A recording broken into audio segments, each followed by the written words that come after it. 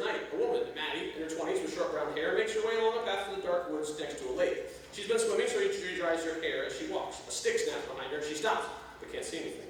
She gives up with a shrug and turns back and slams into something. She falls over the ground and looks up to see a huge man looming over her. He's wearing a hockey mask and carrying a machete, which she swings right at him. Maddie rolls out of the way, the machete catching her towel, but allowing her to slip free. She runs back down the path, the man striding behind her. She passes a large sign that reads, "Welcome to Camp Crystal Lake." Exterior campsite continues. Maddie runs at full speed towards the work shed. She reaches the door and fumbles with the lock, the huge figure getting closer and closer. She pulls and twists, now beginning to cry in fear and frustration. Finally, the lines are open and she ducks inside. Interior work shed. Maddie feels her way along the dark of the shed, then suddenly the door is flown open and the killer stands there, backlit by moonlight. Maddie drops to the floor in terror, crying and pleading, but the figure just strides forward, raises the machete up, and it sticks in midair. He looks up at it confused, then tries again, but it freezes again. It appears to be stuck. He throws it down and lunges at Maddie, but can't move past the invisible line. Slowly he looks down and sees a strange symbol carved on the floor of the shed. Jason. Do we really have to do this again? Dean Winchester steps out of the shadows, wearing an Izod shirt and members-only jacket instead of his usual flannel and leather combo.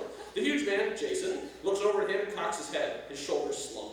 How many times have we had to come back here? Dude, you know you're on a slow burner, but come on. Oh, he smells worse too. Didn't think that was possible. From the other side of the shed steps Bobby Singer, still in his worn ball cap, but now wearing overalls. I'm getting tired of sending you back to hell. What is this, like, fourth time? Well, technically the first time was his mom. Really? We're just being precise. So, we doing this? We definitely are. Bob begins chanting along dead language while Dean throws something into the circle. It explodes with fire and green smoke. Soon Jason is engulfed in flames. Bobby finishes as Jason's body dissolves into ash, leaving only the intact hockey mask behind. Maddie speaks up with a thick British accent. Blimey, I thought he had me. Seemed faster than the last time. And what is it with this bloke and young girls? Dean reaches over and helps her up. Still, was a nice swim while it lasted. Hope you boys didn't try to get a beat. Oh, well, of course not. I would never. You Yeah.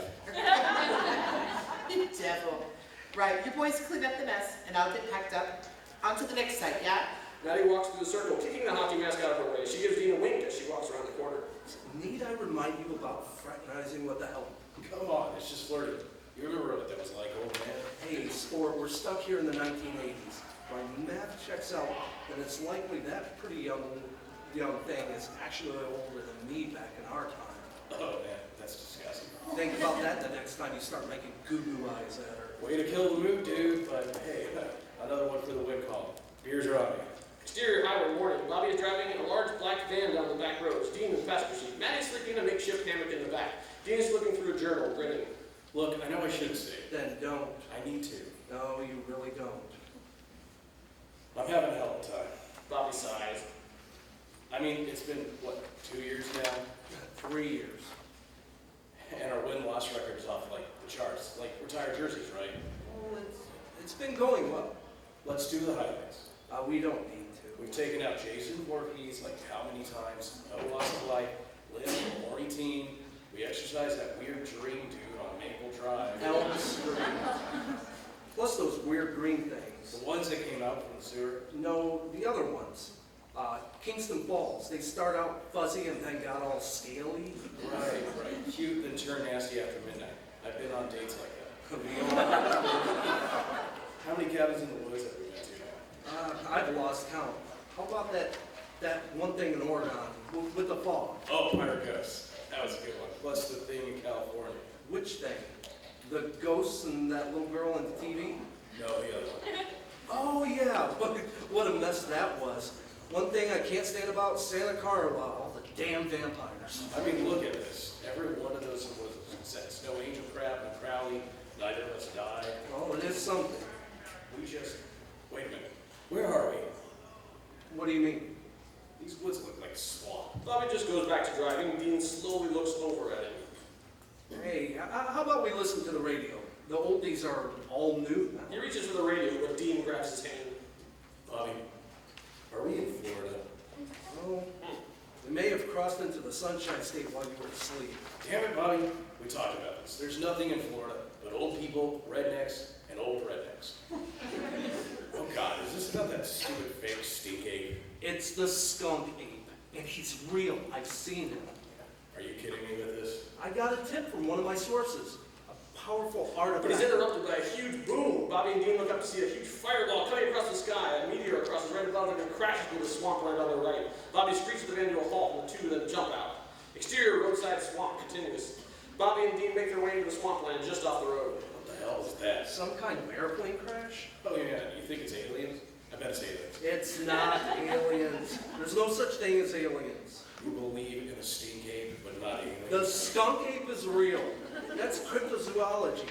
Well, you'd understand more if you read something that wasn't $3.99 wrapped in black plastic and published monthly. Boy, if you tell me. No, seriously, shut up. I hear something, and it's getting closer. Both Dean and Bobby pull guns. A wall of plants falls aside and three green, mossy figures emerge. Don't shoot. We come in peace. Who the hell are you? I'm here to rescue you. Charlie? Exterior truck stop day. Charlie, Amy, and the doctor are being hosed off at a dirty truck stop. They are standing in the shade of a large billboard. Charlie, what the hell are you doing here? Did Sam send you? Nope, he respected your wishes. Gave you a hunter's funeral and everything. It was nice. Huh. That's weird, right? Hearing details of your funeral when it hasn't happened yet? Yeah, I'd say that's textbook weird. Oh, it gets weirder. Ma'am, I don't believe we formally met. Not while I was alive, anyway. I'm... Bobby Singer, I know. You're kind of a legend. They talk about you all the time. They do they? At first, I thought you were their father. How about that? Don't get a big head. The road's long and the radio's not working. And you, miss? Amy Pond. I like the beard. And I like the... Well, it's hard to find something about you I don't like. Not from around here, are you? That's for sure. Is it always so hot in America? I'm positively dripping. Yes, you are. Charlie punches you. I mean, no, that's typical hell reserved solely for Florida. Florida, huh? Doesn't hold a candle to space Florida, that's for sure. Space Florida, really? Most definitely. Automatic sand is a modern marvel. Yeah, great. Can we get back to the point? What the hell are we doing back here? Like I said, we are here to rescue you. You, Ginger, and the professor It's the doctor. got kicked out before you got your PhD. What exactly are you going to save us from? And how did you plan on rescuing us? Yeah, we don't really know. Only that it's bad, major bad. And we had a time machine. Have a time machine. It's just not here at the moment. Well, where is it? Yes, Doctor. Tell them where it is. Well, we had a sort of disagreement and it buggered off. Charlie, what were you thinking? Hey, Izod, she came back here to save you. From what? First off, we ended up rescuing you, which means you are now our problem. And second, we don't need rescue. And matter of fact, once we got folks on your way, you'll be staying right here. Bobby and Dean face off against the doctor, Amy and Charlie in awkward silence, which is interrupted when Maddie comes around the corner with bags of snacks. They've got a drink called Yoo-Hoo. Really, that's what it's called. That's brown, so I hope that means it's chocolate. Oh, look, everyone's not green anymore. Why is nobody talking? Exterior city street, night. A sleek black car comes sliding around the side of the building. The driver sees a man standing in the middle of the road and deftly swerves to avoid him, but ends up crashing the car. The man in the road casually approaches the wrecked car, stands on its hood, and with little effort rips the roof off. Superman looks down with disdain as Batman slowly stands up out of the wreckage. Superman opens his mouth to speak, but is interrupted. Looks like you have a bit of a car smash. Can I help? I'm a doctor. The doctor appears, his left hand glowing green, and climbs up onto the Batmobile. Citizen, you need to leave the area. It's not safe. That's right. If the alien gets annoyed with you, he might run out of ideas and snap your neck. You think I have anger issues? That's pretty rich coming from you. Gentlemen, please. Love the capes, by the way. Capes are cool. So dull and gray here, though. I know you've got some macho posturing to do, so let me get to the point. Time is not on my side just yet. Simple question. If you had the power to change time, to go back and alter events, would you do it? You could go back to parity you lost, or perhaps a planet. This guy with you, I thought he was with you. I'm actually with me, but back to the question at hand. Would you do it? Without a doubt. of course, you choose to take on more power. Being a god isn't enough for you. I'd use it to save my planet. Fix where things went wrong. That way my people would never have made their way to Earth, year to year. Would still be safe and unharmed. What about you? Wouldn't that make you the ruler of them all? No, time travel isn't my forte. But unless I miss my guess, it would mean my parents never sent me away. I grew up an ordinary man, but a peaceful. It would never work. Why do you say that? This is one of the fundamental laws of the universe. No matter what planet you are from, power corrupts and absolute power corrupts absolutely.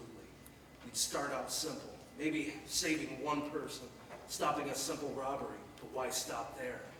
How about all crime, all murder? Why not all death entirely? By trying to circumvent fate, you make yourself a god. You say who lives and who dies, and no man, no matter their birthplace, should ever have that power. My, but this timeline is grim. I thank you both for your insights, and for the future, I'd be wary of time travelers. The amateurs can be imprecise, and the messages can get a little muddled. Just a flash of insight for you. Good luck with the whatever this is. In a green flash, the Doctor vanishes. Both Superman and Batman look at each other and shrug. Next time they shine your light in the sky. The Doctor reappears between them. Sorry, one last thing. A bit of trivia here. Did you know that both your mother's name are Martha? Ta-ta! The Doctor vanishes. Batman and Superman stare at each other. Really? Exterior truck stop day. The two sides have retreated to their corners. The Doctor, Amy, and Charlie are still toweling off, while Bobby, Dean, and Maddie are looking over a map nearby. I don't know what to do now. We stick to the plan. Do we have a plan? Right. No, we don't. First we make a plan, and then we stick to it. What do we know? We're stuck here just like them. The TARDIS dumped us in the mud and then ran off. Why did it do that anyway? It's scared of something. So, what would scare a time machine? Another time machine? Both the Doctor and Amy turn and look at her seriously. What? It's an old joke. Dean and Bobby got sent here via a time-traveling statue. I'm still going to need you to explain that one to me. You don't. Not if you want to fall asleep again. But what could possibly... Wait, hang on. What? Shut up. I heard someone say something. What is it about the... No, shut up. It was one of them. The Doctor pushes past the two women and shoves his way in between Dean and Maddie. Oi, watch it. Everyone shut up. Except